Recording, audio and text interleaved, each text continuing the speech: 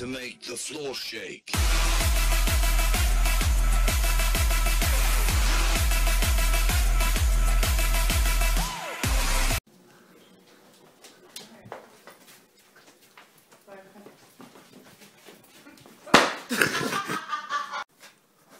Hallå era jävla saker, jag har hål i min strumpa bara så ni vet. Sprungit lite huliganriddare här nu. Och slog i foten.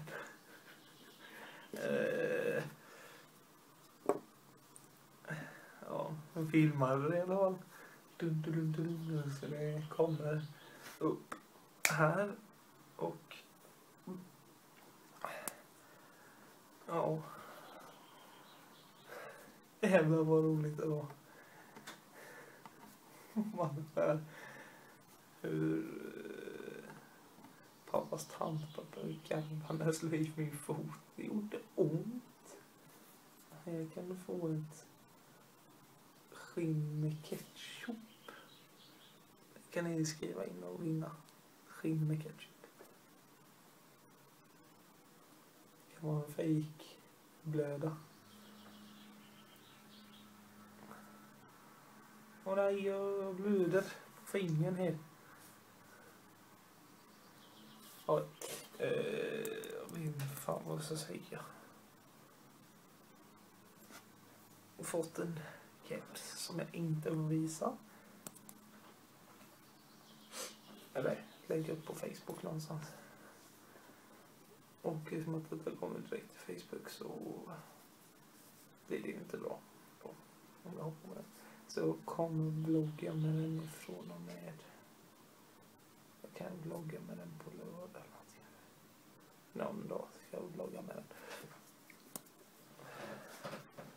Aj jävlar vad ont i foten jag har. Jävlar. Fan, jag har gjort dörrarna så små.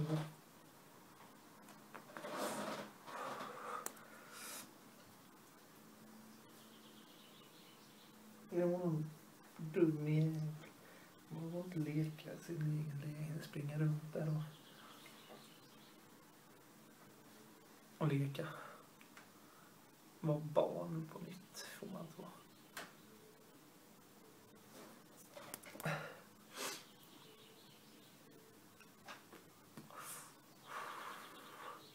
Men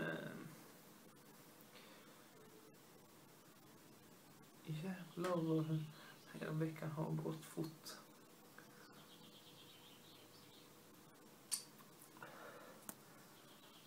Men nu så ska vi lägga på den här vloggen.